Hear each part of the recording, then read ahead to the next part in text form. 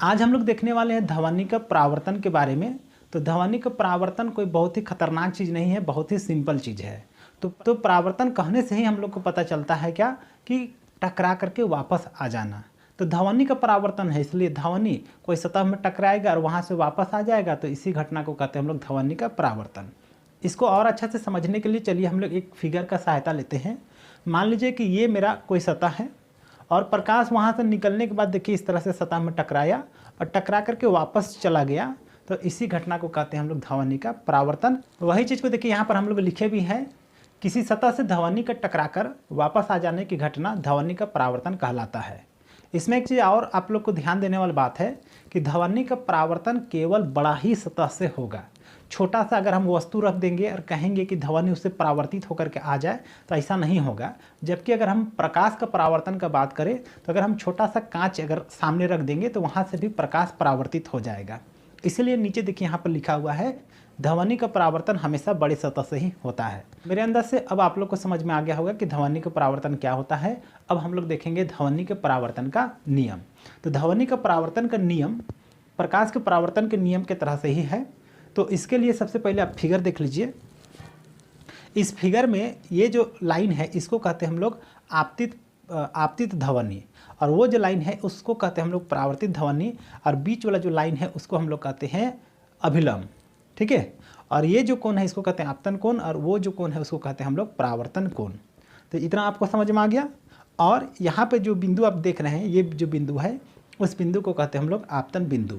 तो फिगर अब आपको समझ में आ गया। अब चलिए हम लोग देखेंगे कि ध्वनि का परावर्तन का नियम को लिखा कैसे जाता है। तो यहाँ पर देखिए लिखा हुआ है क्या कि ध्वनि के परावर्तन के दो नियम हैं। पहला, आपतित ध्वनि, परावर्तित ध्वनि तथा आपतन बिंदु पर डाला गया अभिलंब तीनों एक ही बिंदु पर होगा। मतलब कि वो ये जो प्रकाश है और ये जो प्रकाश है और अभिलंब जो है वो तीनों एक ही बिंदु पर होगा। ये पहला नियम है। दूसरा नियम क्या है, तो आपतन कोण और परावर्तन कोण बराबर होता है।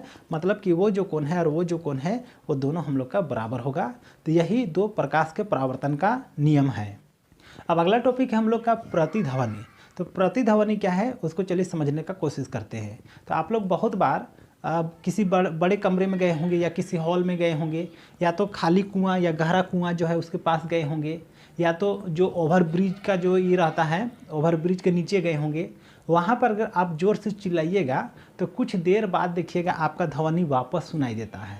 तो जो ध्वनि वापस हम लोग को सुनाई देता है उसी ध्वनि को कहते हैं हम लोग प्रतिध्वनि। वही चीज़ को देखिए यहाँ पर लिखा हुआ है कि किसी स्रोत से निकला हुआ ध्वनि किसी सतह से टकरा करके वापस सुनाई देता है, इस सुनाई देने वाला ध्वनि को ही प्रतिध्वनि कहा जाता है। एक चीज़ मैं और आप लोगों को बता दूं कि जो ध्वनि हम लोग सुनते हैं वो ध्वनि हम लोग का माइंड में 0.1 सेकेंड तक बना हुआ रहता है। कहने का अर्थ ये हुआ कि अगर हम बोले और 0.1 सेकेंड से पहले कोई दूसरा आदमी भी बोला, तो ऐसा स्थिति में मेरा और उस दूसरा व्यक्ति का बात आपको समझ में नहीं आएगा। ऐसा इसलिए क्योंकि मेरा जो आवाज़ है वो आपका माइंड से पूरी तरह से ख़त्म होने से पहले ही दूसरा आदमी बोल दिया। आप लोगों ने ध्यान दिया होगा कि अगर आप क्लास में बैठे हुए हैं और क्लास में हल्ला हो रहा है, तो ऐसा स्थिति में आप लोग ध्यान दिए होंगे कि आपको उनका बात समझ में नहीं आता है। इसका कारण बस यही है कि एक ध्वनि खत्म होने से पहले दूसरा ध्वनि आ जाता है। ऐसा स्थिति में हम लोग का माइंड उस ध्वनि को समझना बंद कर देता है और वह केवल चिल्लाहट में बदल जाता है। वही चीज़ को देखिए यहाँ पर लिखा हुआ है कि कोई भी ध्वनि हम लोग का मस्तिष्क में 0.1 सेकेंड तक बना हुआ रहता है।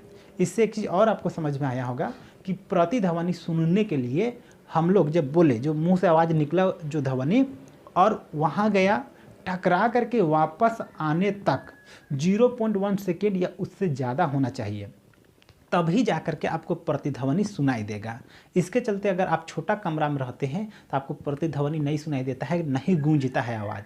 लेकिन अब जब खाली हॉल पे चले जाते हैं या गहरा कुआं के पास चले जाते हैं तो वहाँ से ध्वनि वहाँ गया और वापस आने में जो टाइमिंग है वो 0.1 सेकेंड से ज़्यादा पकड़ लेता है। इसके चलते हॉल पर या तो खाली कुआं पर या गहरा कुआं पर हम लोग को प्रतिध्वनि आसानी से सुनाई देता है। इसलिए अगर हम लोग प्रतिध्वनि सुनना चाहते हैं तो हम लोगों को उस सतह से जहाँ पर ध्वनि टकराने वाला है उससे 17.5 मीटर दूर खड़ा होना होगा। और यह जो मान है 17.5, यह हवा के टेम्परेचर के हिसाब से घटते बढ़ते रहता है। अगर टेम्परेचर नॉर्मल है तो ऐसा स्थिति में आपको परावर्तक सतह से 17.5 मीटर दूर पर खड़ा रहिएगा तब जाकर के प्रतिध्वनि सुनाई देगा। वही सब चीज़ों को यहाँ पर लिखा हुआ है, इसको आप याद कर लीजिएगा। अब अगला टॉपिक है हम लोग का अनुरणन। तो अनुरणन क्या है? तो आप लोगों ने ध्यान दिया होगा कि अगर आप माइक में हेलो कह के बोलते हैं तो एक बार अगर हेलो कहिएगा तो hello hello hello hello hello कई बार आपको सुनाई देता है। इसी घटना को कहते हैं हम लोग अनुरणन। अब क्वेश्चन उठता है कि अनुरणन कैसे उत्पन्न होता है, तो चलिए इसको समझने का कोशिश करते हैं। आप लोग ध्यान दिए होंगे कि अगर बादल भी कड़कता है तो वो उस समय भी हम लोग को बादल का कड़कने की आवाज़ घड़ घड़ घड़ घड़ घड़ घड़ कई बार सुनाई देता है। तो वो सुनाई कैसे देता है उसको चलिए समझिए। यहाँ पर एक बादल का झुंड है, यहाँ भी बादल का झुंड है और यहाँ पर भी बादल का झुंड है। अब जब कहीं स्पार्क किया तो स्पार्क किया सपोज कर लीजिए यहाँ पर, और जैसे स्पार्क करता है तो क्या होता है, साउंड निकलता है। अब ये साउंड जो है वो सभी दिशा में भागा। अब भागते समय ये गया यहाँ वाला जो झुंड वाला जो बादल है उसमें टकराया और टकरा करके हम लोग का कान तक पहुँचा। अब यहाँ से निकला, यहाँ गया, यहाँ वाला भी बादल में टकराया और यहाँ से आया। अब इधर भी बादल है तो यहाँ से भी साउंड निकला, उस बादल में टकराया और मेरा कान तक आया। अब आप ध्यान दीजिएगा कि ये जो बादल है वो हमसे निकट में है, इसलिए यहाँ गया और यहाँ आया, तो इसलिए ये जल्दी पहुँच गया। लेकिन वो थोड़ा दूर में है, इसलिए यहाँ से ध्वनि जाएगा और वहाँ टकराएगा और वो थोड़ा सा लेट में पहुँचेगा। उसी तरह वो और थोड़ा सा दूर में है तो ध्वनि यहाँ जाएगा और थोड़ा और लेट में मेरा कान तक पहुँचेगा।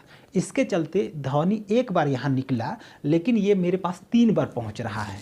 तो इसी तरह से अनुरणन उत्पन्न होता है। तो शॉर्ट में बोला जाए तो अनुरणन जो है वो बहुल परावर्तन के कारण उत्पन्न होता है। वही चीज़ को देखिए यहाँ पर लिखा हुआ है, किसी ध्वनि का बहुल परावर्तन के कारण कई बार सुनाई देने का घटना को कहते हैं हम लोग अनुरणन। तो अब मेरे अंदाज से आपको समझ में आ गया कि ध्वनि का परावर्तन क्या होता है, ध्वनि का परावर्तन के नियम कौन कौन से हैं और प्रतिध्वनि क्या होता है। प्रतिवर्ती ध्वनि सुनने के लिए हम लोग को परावर्तक सतह से कितना दूर खड़ा होना चाहिए और अनुरणन क्या होता है, ये सभी टॉपिक आप लोग को क्लियर हो गया होगा। तो आज के लिए इस वीडियो में इतना ही।